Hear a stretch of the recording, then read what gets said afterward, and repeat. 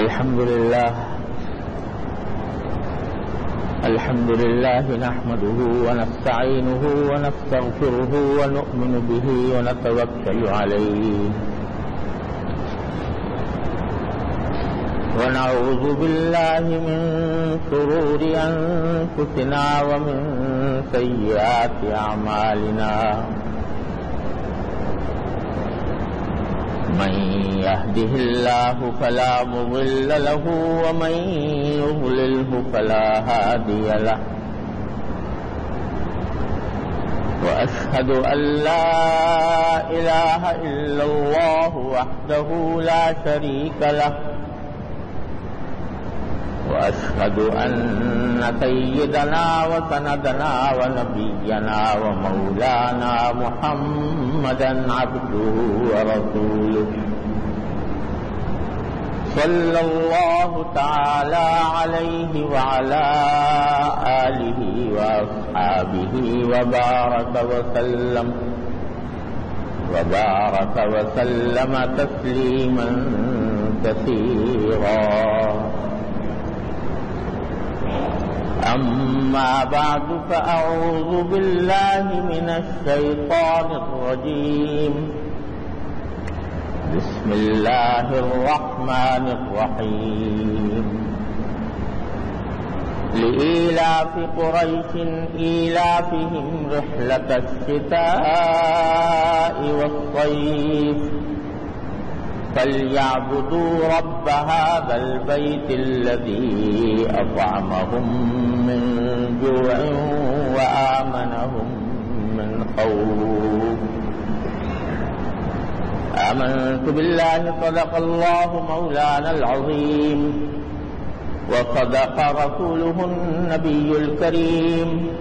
ونحن على ذلك من الشاهدين والشاكرين والحمد لله رب العالمين.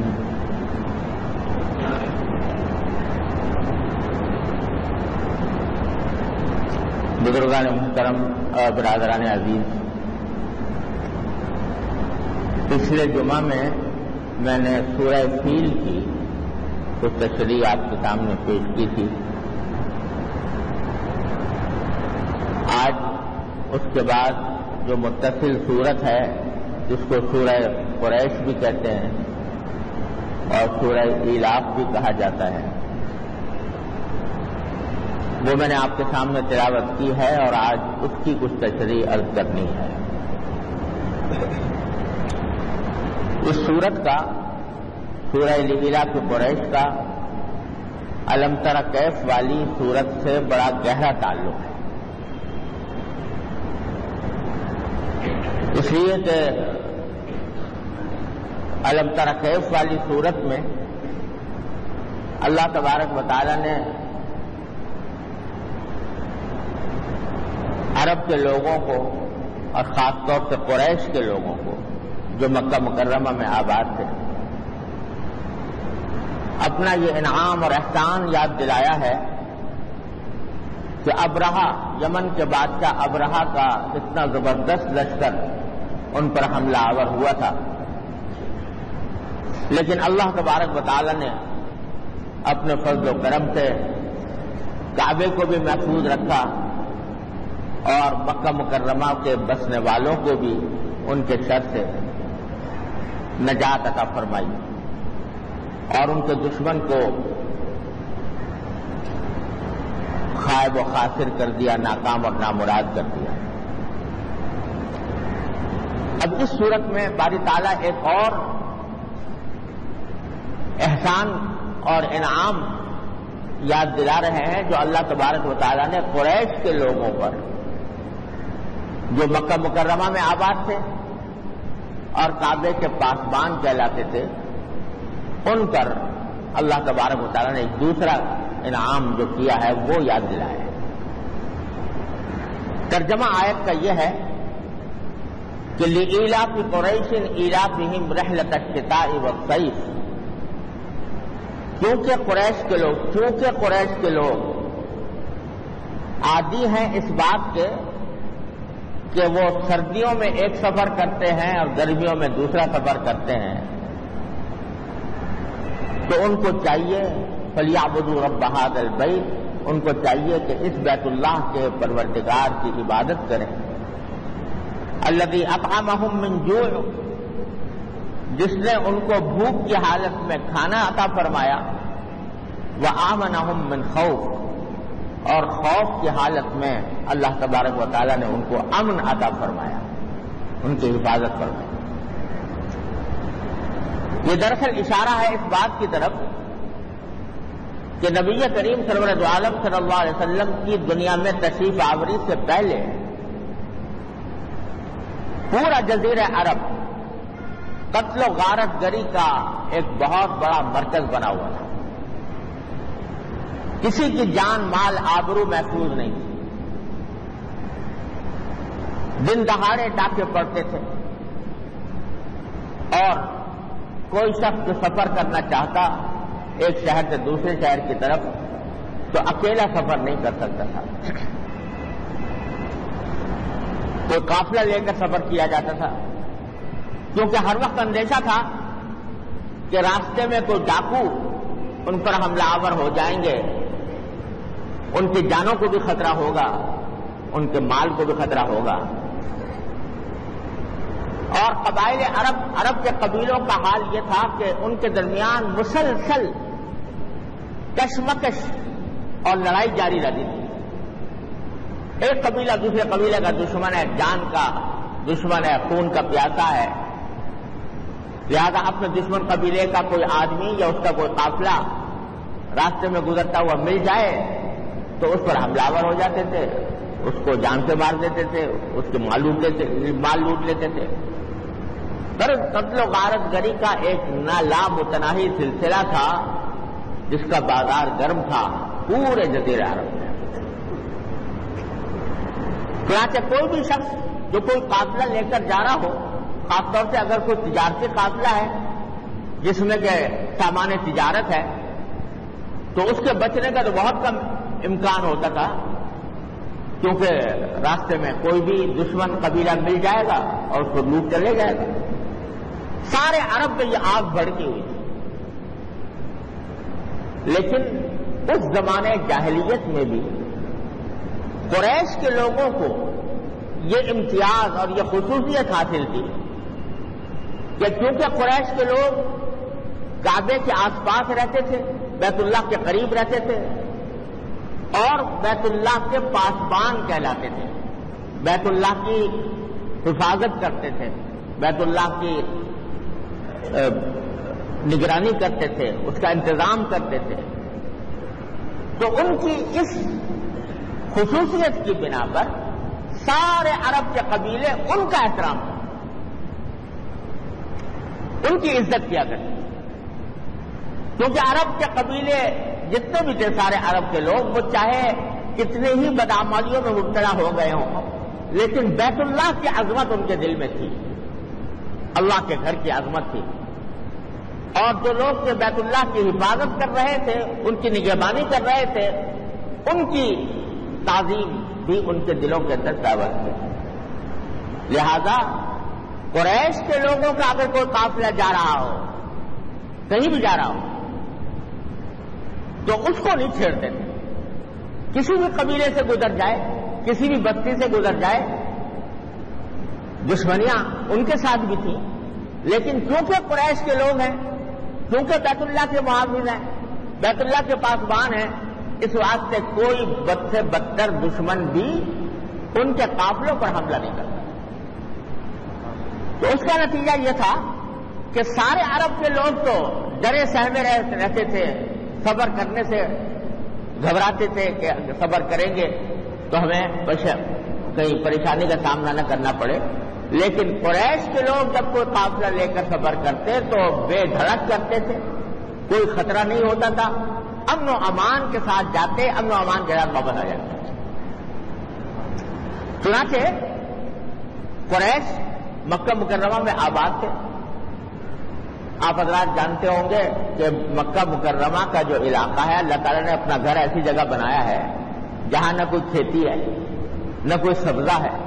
نہ کوئی باغ ہے،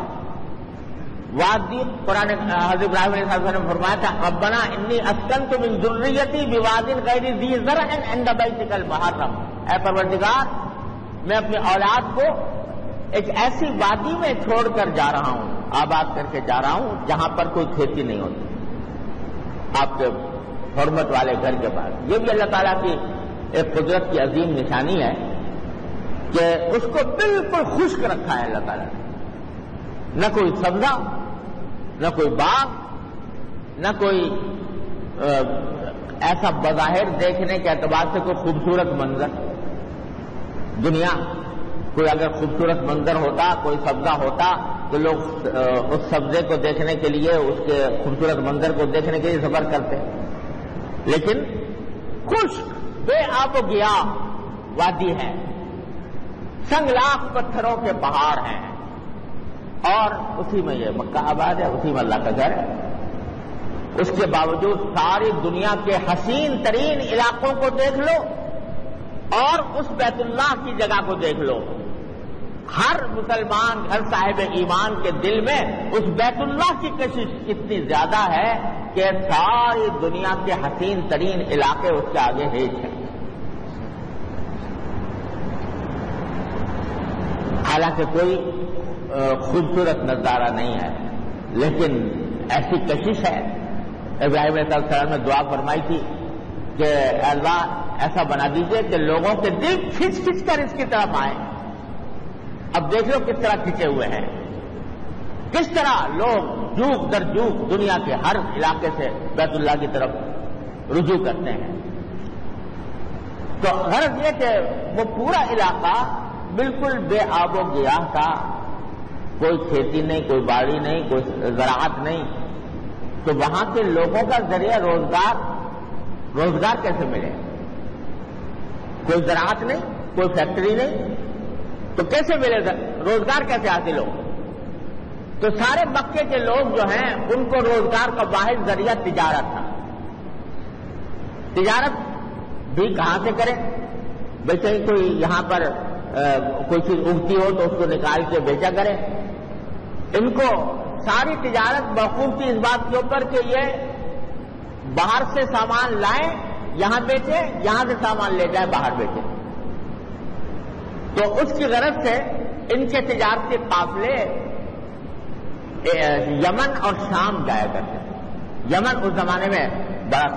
سرسبز و شاداب علاقہ تھا، شام بھی بڑا سرسبز و شاداب علاقہ تھا، وہاں بہت پیداوار ہوتی تھی، صنعتیں بھی تھیں۔ چنانچہ یہ لوگ ایسا کرتے کہ گرمی کے موسم، جب گرمی کا موسم آتا تو یہ شام کا سفر کرتے، کیونکہ گرمی کے موسم میں شام ٹھنڈا ہوتا ہے، شام کا علاقہ، اور اللہ تعالیٰ نے اس کو سرسبز و شاداب بھی بنایا اور ٹھنڈا علاقہ ہے، تو گرمی کے موسم میں شام جایا کرتے تھے۔ اور سردی کے موسم میں چونکہ شام میں بہت سخت سردی پڑتی ہے، اس واسطے سردی کے موسم میں یہ یمن جایا کرتے ہیں۔ تو ان کی یہ تجارت کا سلسلہ اس طرح ہوتا تھا کہ گرمی میں شام گئے، وہاں سے سامان تجارت لے کر آئے اور آ کر پورے عرب میں وہ برآمد کرتے تھے، بیچتے تھے۔ اور گرمی کے موسم میں ان کے قافلے یمن جاتے اور یمن جا کر وہاں سے سردی کے موسم میں یمن جاتے اور وہاں سے سامان لے کر آتے اور بیچتے۔ اور اتنے زبردست قافلے ہوتے تھے کہ ابو سفیان کا وہ قافلہ جس کا ذکر قرآن کریم میں آیا ہے، جس کے نتیجے میں جنگ بدر ہوئی تھی، وہ 1000 اونٹوں پر مشتمل،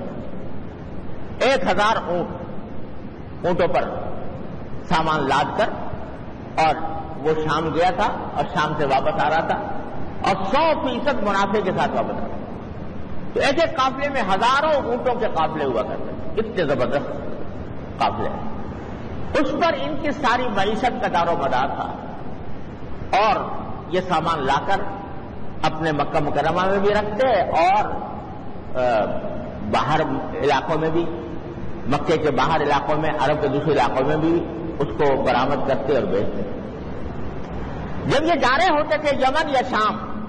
تو کوئی نہیں ٹوکتا تھا، جب یہ سامان کو بیچنے کے لیے عرب کے دوسرے علاقوں میں بھیجتے تھے اس وقت کوئی نہیں چھیڑتا تھا، آرام سے اپنی ان کی تجارت کا سلسلہ جاری تھا۔ دوسری طرف صورتحال یہ تھی کہ چونکہ بیت اللہ وہاں پر موجود تھا مکہ مکرمہ میں، تو سارے عرب کے لوگ حج کے موسم میں وہاں پر آ کر جمع ہوتے تھے اور عمرے کرنے کے لیے اور طواف کرنے کے لیے سارے سال آنے والوں کا سلسلہ جاری رہتا تھا۔ جب باہر سے لوگ آتے تھے تو ان کے پاس سامان ہوتا تھا شام سے لایا ہوا اور یمن سے لایا ہوا، وہ ان سے خریدتے تھے، تو بیت اللہ کی وجہ سے ان کو دوہرا فائدہ حاصل ہو رہا تھا معاشی اعتبار سے۔ ایک یہ کہ ان کے تجارتی قافلے بڑے کامیاب تھے، اور دوسرے یہ کہ ان کا جو شہر تھا وہ سارے عرب والوں کا مرکز بنا ہوا تھا تجارت کے لحاظ سے، یہاں سامان لے جاتے تھے۔ نتیجہ یہ کہ سارے قریش کے لوگ بڑے خوشحال تھے۔ تو قرآن کریم یہ فرما رہا ہے کہ ذرا یہ سوچو یہ خوشحالی کہاں سے نصیب ہوئی، کس وجہ سے نصیب ہوئی؟ تمہارے اندر کون سا سرخاب کا پر تھا جس کی وجہ سے سارے عرب کے لوگ تو بدامنی کی آگ میں جل رہے ہیں اور تمہیں اللہ تبارک و تعالی نے امن و امان کی یہ فضا عطا فرمائی ہوئی ہے؟ تو لإیلاف قریش ایلافہم رحلۃ الشتاء والصیف، کیونکہ قریش کے لوگ عادی ہیں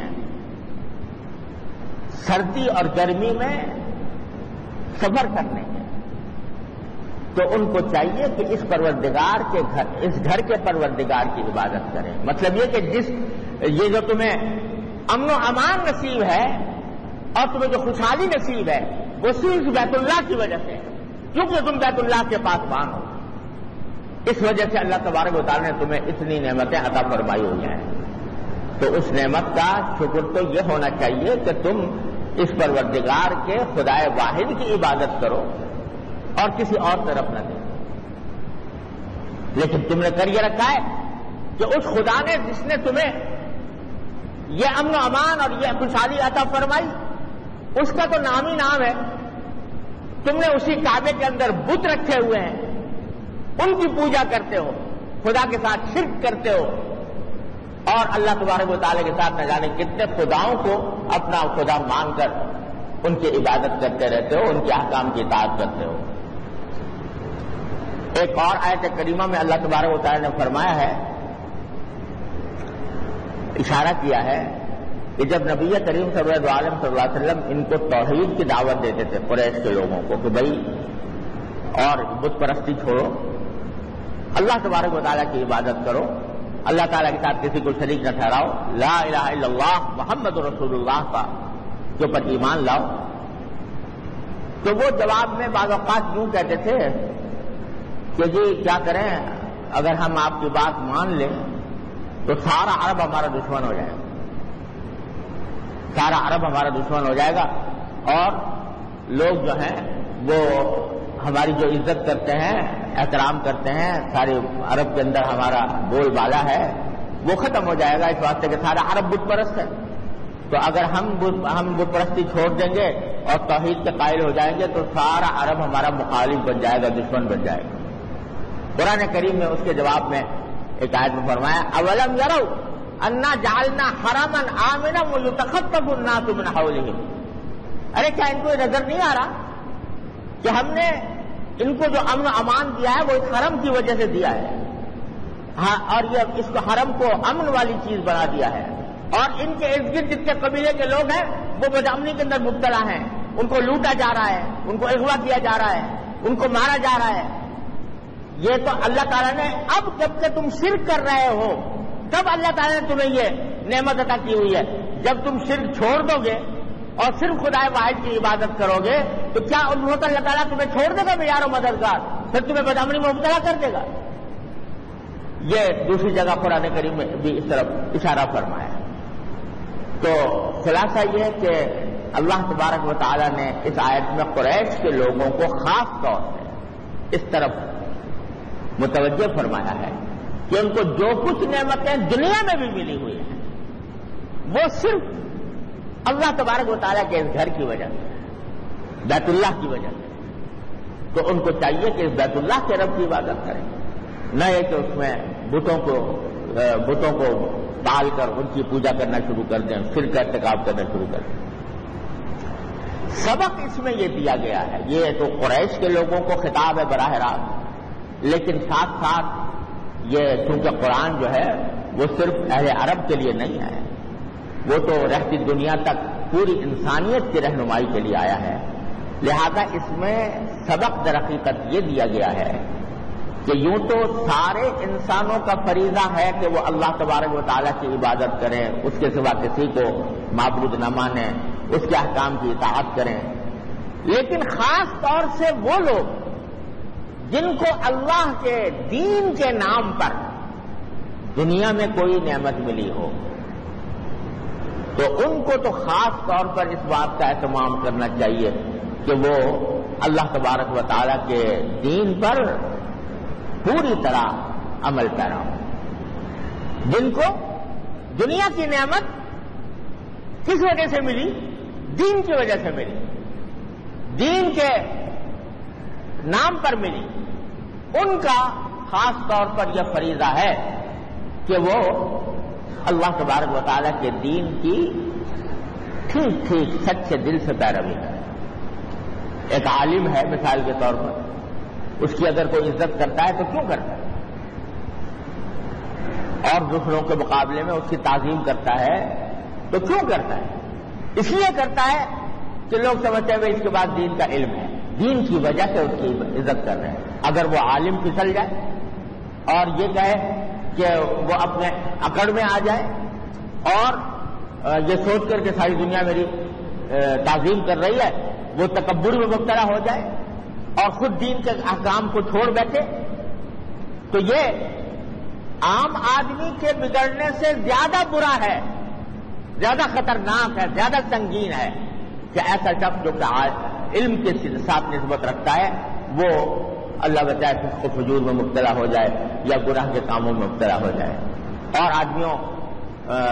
سے یہ توقع نہیں کی، اتنی زیادہ توقع نہیں کی جاتی جتنے کہ دین سے کے ساتھ تعلق رکھنے والے ہو۔ کوئی آدمی ہے جس کو لوگ نیک سمجھتے ہیں، نیکی کا اس کا اعتقاد ہے لوگوں کے دلوں میں، وہ اگر کوئی گناہ کا کام کرے، ناجائز کام کرے، تو یہ عام آدمی کے ناجائز کام کرنے سے زیادہ سنگین اور زیادہ قابل گرفت ہے۔ علم دین کی بڑی فضیلتیں حدیث میں آئی ہیں، لیکن ساتھ ساتھ ایک حدیث ایسی ہے کہ اللہ تعالیٰ محفوظ رکھے، اس کو تصور کر کے بھی رونگٹے کھڑے ہوتے ہیں۔ حدیث میں یہ ہے کہ سب سے پہلے جہنم جو دہکائی جائے گی وہ ایک عالم کے ذریعے دہکائی جائے گی۔ اعوذ باللہ، اللہ تعالیٰ کی حفاظت میں رکھے، اپنے پناہ میں رکھے، کہ وہ عالم تو تھا، علم تھا اس کے پاس، لیکن اس نے اپنے علم پر عمل نہ کیا اور ناجائز گناہ کے کام میں مبتلا رہا، اس واسطے اس کو دوسروں سے پہلے جہنم میں داخل کیا جائے گا، جہنم دہکائی جائے گی۔ تو جو بھی نعمت اگر دین کی وجہ سے ملی ہے، اگر اس کی ناقدری کی جائے تو پھر اللہ تعالیٰ کا عذاب بھی بڑا سخت ہے۔ اللہ تعالیٰ حفاظت فرمائے۔ دیکھو یہ ملک ہمارا پاکستان، یہ کہاں کے نام پر حاصل ہوا؟ کس چیز کے نام پر حاصل ہوا؟ ابھی ایسے لوگ ہیں دنیا میں جنہوں نے پاکستان بننے کا وقت دیکھا ہے اور اس وقت کی فضا ان کے ذہن میں ہے۔ وہ نعرے ابھی تک کانوں میں گونجتے ہیں جس میں کہا گیا تھا کہ پاکستان کا مطلب کیا؟ لا الہ الا اللہ۔ یہ نعرے گلی گلی یہ نعرے لگ رہے ہیں۔ تو یہ نعمت ہمیں اللہ تبارک، پاکستان کی نعمت اللہ تبارک و تعالیٰ نے عطا فرمائی، حالانکہ اس پاکستان کے بننے میں ہندو ہمارا دشمن تھا، انگریز ہمارا دشمن تھا، سکھ ہمارے دشمن تھے، اور کوئی بھی پاکستان کو اسلام کے نام پر کوئی ملک قائم کرنے کا روادار نہیں تھا۔ لیکن ان تین چکیوں کے پاٹ میں اللہ تبارک و تعالیٰ نے غیب سے اپنے فضل و کرم سے یہ نعمت ہمیں عطا فرمائی. اسی لیے اس کو کہا جاتا ہے مملکت خدا دار پاکستان، خدا کی دی ہوئی مملکت. یہ نعمت ہمیں ملی کس لیے ملی؟ دین کے نام پر ملی، لا الہ الا اللہ کے نام پر ملی، مسلمان ہونے کے ناطے ملی. مسلمانوں کے لیے اللہ تبارک و تعالیٰ نے الگ ریاست عطا فرمائی اور ایسی نعمت عطا فرمائی کہ اگر وسائل کے لحاظ سے دیکھو تو اللہ تعالیٰ نے جو وسائل ہمارے ملک کو عطا فرمائے ہیں شاذ و نادر کسی ملک کو ملتے ہیں. دریا اس میں ہے، پہاڑ اس میں ہے، سبزہ اس میں ہے، صحرا اس میں ہے. وسائل کے لحاظ سے مالا مال ملک اللہ تعالیٰ نے عطا فرمایا اور دین کے نام پر عطا فرمایا. اب اگر یہ نعمت جو دین کے نام پر ملی اس کی ہم ناقدری کریں اور پھر دین ہی کے خلاف، دین ہی کی دشمنی میں یہاں پر کارروائیاں شروع کر دیں تو بتاؤ کہ اللہ کا عذاب آئے گا نہیں آئے گا؟ تو اس لیے یہ بھی اللہ تعالیٰ کی نعمت ہے کہ آج 60 سال سے زیادہ مدت گزر چکی ہے ملک کو اور نہ جانے کتنے مواقع اس کے اوپر ایسے آئے ہیں کہ جہاں یہ معلوم ہوتا تھا کہ اب گیا اور تب گیا. اس کے اوپر نہ جانے کتنے مشکل وقت آئے ہیں، کتنے کڑے وقت آئے ہیں، لیکن اللہ تعالیٰ نے اپنے فضل و کرم سے نہ جانے کن بزرگوں کی دعائیں تھیں، نہ جانے کن مخلص مسلمانوں کی قربانیاں تھیں، جس کے نتیجے میں ان تمام مشکل اوقات سے اللہ تعالیٰ گزارتا چلا آیا کہ بحران آتے ہیں نکل آتا ہے، مشکلات آتی ہیں پھر دور ہو جاتی ہیں. یہ پوری تاریخ آپ دیکھ لو کہ ہماری تاریخ میں بحرانوں کا ایک لامتناہی سلسلہ ہے، لیکن اللہ تعالیٰ نے ابھی تک قائم رکھا ہوا. کوئی کہتا تھا کہ بھائی جو خدا کے منکر ہیں انہوں نے بھی پاکستان میں آ کے خدا کو دیکھ لیا کہ اگر یہ انسان چلانے والے ہوتے صرف انسان تو اب تک ختم بھی ہو چکا ہوتا، لیکن خدا ہی چلا رہا ہے اس ملک کو. یہ اللہ تعالیٰ کی نعمت ابھی تک اس لحاظ سے موجود ہے، بہت بڑی نعمت ہے ابھی تک اللہ تعالیٰ نے دے رکھی ہے. لیکن جس رفتار سے ہم بے دینی کی طرف جا رہے ہیں، جس رفتار سے اللہ اور اللہ کے رسول صلی اللہ علیہ وسلم کی نافرمانی کو ہم نے سیوا بنایا ہوا ہے، وہ بڑے خوفناک ہیں. اور اب جو صورتحال ہے سوات میں اور شمالی علاقوں میں جو صورتحال بنی ہوئی ہے،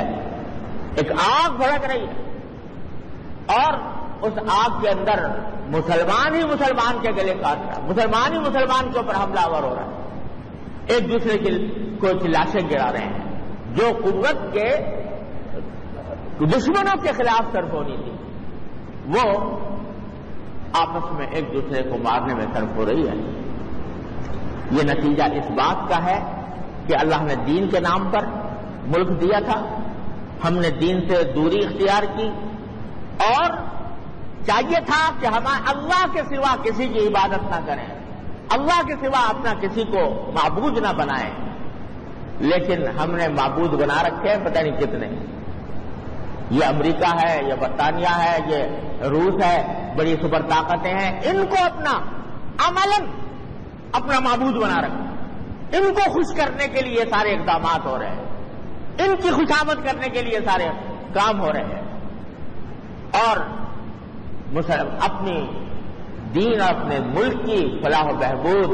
بس پش پڑی ہوئی ہے. ان کے سامنے بھیک کا پیالہ لیے ہوئے ہم ہر وقت کھڑے ہوئے ہیں اور وہ بھیک دینے سے پہلے ہم پر شرطیں عائد کرتے ہیں اور اپنے منصوبے ہم سے نافذ کرواتے ہیں، اور اس کے نتیجے میں یہ ساری صورتحال ہمارے سامنے ہے. تو بنیادی چیز ہم سب کے لیے جو سبق اس سورت کریمہ سے ملتا ہے وہ یہ کہ اللہ تبارک و تعالیٰ کی اس نعمت کی قدر پہچانتے ہوئے ہم میں سے ہر شخص اللہ تعالیٰ کی طرف رجوع کرے، اللہ تبارک و تعالیٰ سے اپنے گناہوں کی معافی مانگے، اللہ تعالیٰ سے توبہ کرے. اس وقت پورا معاشرہ ہمارا وہ بے دینی کا شکار ہے، کرپشن حرام خوری، ایک دوسرے کے اوپر ظلم، غیبتیں، ایک دوسرے کے اوپر بہتان، یہ اس کا ایک لامتناہی سلسلہ ہے۔ عریانی اور فحاشی گھر گھر میں، ٹی وی کے ذریعے گھر گھر میں عریانی اور فحاشی کا ایک مرکز بنا ہوا ہے۔ جو مناظر کبھی دیکھنے کی کسی کو کا موقع نہیں ملتا تھا، وہ اب گھر گھر میں ہر آن ہر لحظہ موجود ہے۔ اس ساری صورتحال کے نتیجے میں اللہ تبارک و تعالیٰ نے تو اپنا کرم فرمایا ہوا ہے کہ چاہیے تو پتہ نہیں کون سا عذاب نازل ہو جاتا، لیکن اس صورتحال کے نتیجے میں آج ہم اس مصیبت میں گرفتار ہیں جس پر آج ہر مسلمان کا دل بے چین ہے اور رو رہا ہے۔ اللہ تبارک و تعالیٰ نے ایسے موقع کے لیے فرمایا ہے کہ ہر شخص اپنی جگہ اپنی اصلاح کی فکر کرے، اپنے گھر کے ماحول کو درست کرے، اللہ تبارک و تعالیٰ کے احکام کی اطاعت کرے، اللہ تعالیٰ کے سامنے روئے اور گڑ گڑائے اور توبہ استغفار کر کے اللہ تعالیٰ سے اپنے گناہ، اپنی بھی اور اپنے پورے قوم کے گناہوں کی معافی مانگے، حرام خوری کو چھوڑے، اللہ تبارک و تعالیٰ کے احکام کی اطاعت کرے اور اللہ تبارک و تعالیٰ کی طرف رجوع ہو۔ اس کے سوا کوئی اس مشکل کا حل نہیں ہے۔ اور ایک زمانہ تھا کہ جب اس قسم کے حالات پیدا ہوا کرتے تھے تو لوگ اللہ تعالیٰ کی طرف متوجہ ہوتے تھے، گھر گھر آیت کریمہ کا ختم ہو رہا ہے، گھر گھر دعائیں مانگی جا رہی ہیں اور اللہ تبارک و تعالیٰ کی طرف رجوع ہو رہا ہے، لیکن آج وہ ماحول بھی ختم ہو گیا اور اب تبصرے تو ہیں، مجلس میں بیٹھ کر تبصرے ضرور کریں گے، اور لیکن اس کے لیے جتنا وقت تبصرے میں صرف کر رہے ہیں، جتنا وقت گپ شپ میں صرف ہو رہا ہے، وہ اللہ تعالیٰ کی طرف رجوع میں صرف کریں، اللہ تبارک و تعالیٰ کی طرف رجوع کر کے ان سے دعائیں مانگیں، ان سے توبہ اور استغفار کریں، تو کچھ بعید نہیں ہے کہ اللہ تبارک و تعالیٰ اپنے فضل و کرم سے ہمارے حالات پر رحم فرما کر ہمیں اس مشکل سے نکال دیں۔ حدیث میں رسول کریم صلی اللہ علیہ وسلم فرمایا کہ تمہارے حکمران خود تمہارے اعمال کا آئینہ ہوتے ہیں، اگر تم ٹھیک ہو جاؤ اللہ تعالیٰ حکمران بھی تمہارے اوپر اچھا عطا فرما دیں گے، اور پھر اس صورت میں انشاءاللہ اللہ تبارک و تعالیٰ کی رحمتیں اور برکتیں نازل ہوں گی۔ بھائی، یہ پیغام ہر مسلمان کا فرض ہے وہ ایک دوسرے کو پہنچائے۔ یہ توبہ کا وقت ہے، استغفار کا وقت ہے، اللہ تعالیٰ کی طرف رجوع کا وقت ہے۔ اس کا جتنا زیادہ اہتمام ہو سکے ایک دوسرے تک کو پہنچائیں اور اس کے اہتمام کرنے کی کوشش کریں۔ اللہ تبارک و تعالیٰ اپنے فضل و کرم سے ہم سب کو اس کی توفیق عطا فرمائے اور اس مشکل حالات سے اپنے فضل و کرم سے ہمیں نکال دے۔ وآخر دعوانا الحمدللہ رب العالمین۔